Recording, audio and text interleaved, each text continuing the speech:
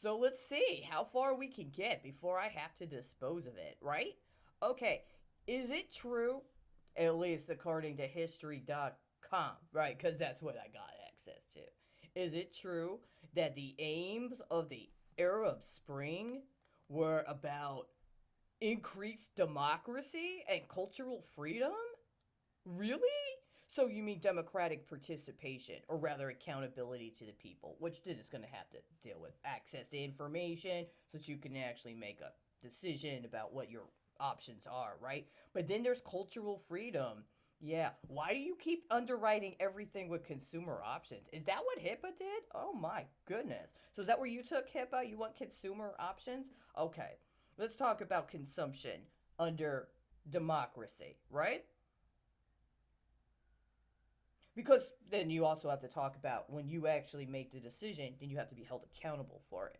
And so some would argue that actually democracy and actually engaging people through a democratic process, including as, shall we say, an alternative to a strictly Republican representational form of government, or to some other systematology, including one that might hearken those old time concepts of serfdom or slavery, and then we get into the concepts of feudalism and or whatever you want to call oligarchy these days, right?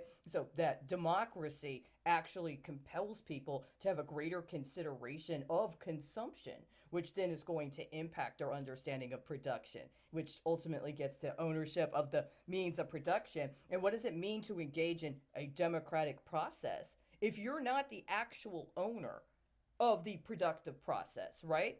That you might have the productive capacity, you might have the raw materials, but when it actually comes to the manufacture or it actually comes to the process of production, there's usually a means by which that is actually engaged in order to create or to produce something based upon specifications. Who determines the specifications?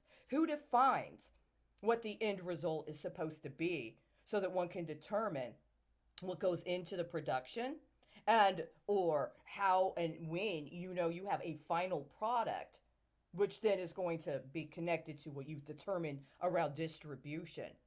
And so if you're talking about it from that perspective, then cultural freedom, well, if you're talking about, I don't know, cultural property in consideration of its relationship to chemical warfare or biological warfare, which, by the way, the Department of Defense does in connection with its consideration of the relationship the Department of Defense has in the context of the global community or the international sphere within which law related to actual operationalization of war is considered. So, cultural freedom is also going to have a big determinant based upon how you define yourself and how you define your culture and your representation of the culture. See, if I let you say I should have been discussing things from a standpoint of civil rights, for instance, who has engaged in the determination about what a civil right is or what defines civil rights in terms of my culture? But if I talk about it from a perspective of ownership of the means of production and or class struggle and or class struggle within a context of understanding poverty and racism in a capitalist context, that's a very different concept of culture. And so that would also be speak, right? Because that's what you want. You want the present tense as opposed to the past tense, which you've been giving me for 2 years, which lets me know that that whole production cycle was completely contrived and I believe actually supposed to be a form of internment and an act of reprisal against someone like me, for instance, who as early as fall of 2015 was engaged in an actual process of study in a curricular program offered online to say that labor as energy needed to be considered in a global energy paradigm, right? So, determining what my culture is and how I express myself, which then is going to quantify the quality and the capacity that my energy production yields, especially after it's distributed, it's going to be very important. Because if you're talking about matching or complementarity, or even if you want to go there and say somebody else was dispossessed. And because they were dispossessed, they're owed restitution. Well, what are they owed restitution for? I was not owed restitution for a specific contextualization of civil rights that was allowed to supplant an understanding of the implications of what it means to be engaged in class struggle and then have to determine how one is going to comport themselves within a class. For instance, the power to hire and fire, legally and practically, has a very specific determination in a capitalist context that if one was in a democracy and, for instance, engaging in some sort of peer review before one made the determination about whether or not somebody could be fired.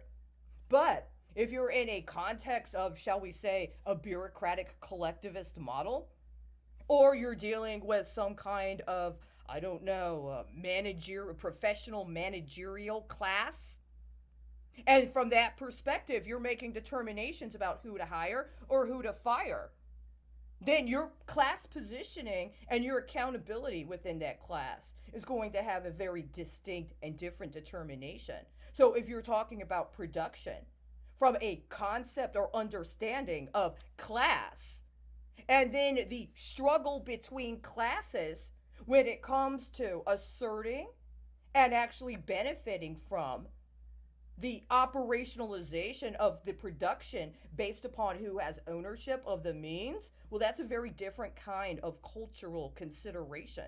And so if somebody needs to have that as a form of restitution, that is very different than saying somebody kidnapped you. Somebody determined that based upon their projection of what your phenotype said about what your genotype registered in their specific proprietary testing scheme, that you're part of a demographic that may or may not have been a party to some kind of acknowledged civil litigious process whereby certain groups of people are given a certain priority when one considers civil rights as an indicator of social progress. It's very different, right? And if you're trying to make biological weapons based upon defining space and then who's allowed to access that space and what they're allowed to do when they access that space, well, you're going to have a very different experience, right? Those are completely different cultural contexts. Now, is one manufactured? It may well be. Did the people involved in a certain kind of manufacture have a specific relationship to the productive cycle that may or may not yield greater profit to whoever it is that owns the means of production? That may well be the case. Is that a cultural struggle or is that a class struggle? That would be a legitimate question right now. It would be an absolutely legitimate question to say, well, it's not about class struggle, it's about cultural struggle. So it is about chemical and biological weapons. Are you finally admitting that it's actually about chemical and biological weapons? Okay, because even if it is about chemical and biological weapons, even within the context of understanding that one could potentially, for instance, be identified as a belligerent and or an enemy combatant, then the refusal to declare war then brings up another contextualization of class, specifically within a capitalist context, right? And then we're going to have to talk about slavery, right? Now, do you want to say that the discussions around slavery have already been identified within a context of civil rights? I would say no. It's about ownership of the means of production.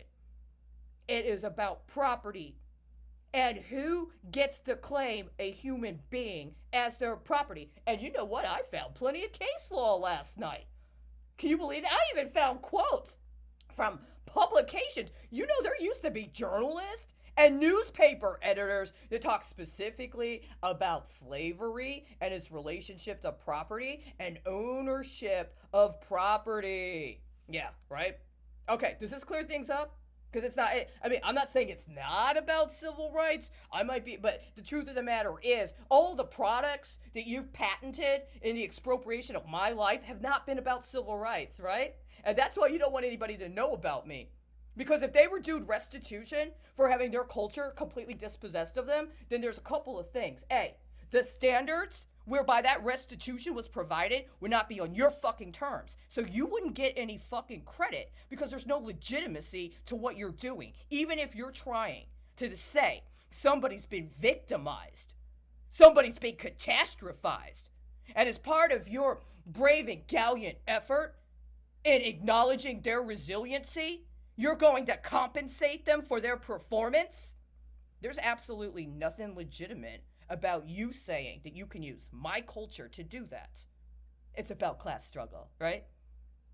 Hey, did you hire me? Did you fire me? You're fired. You're fired.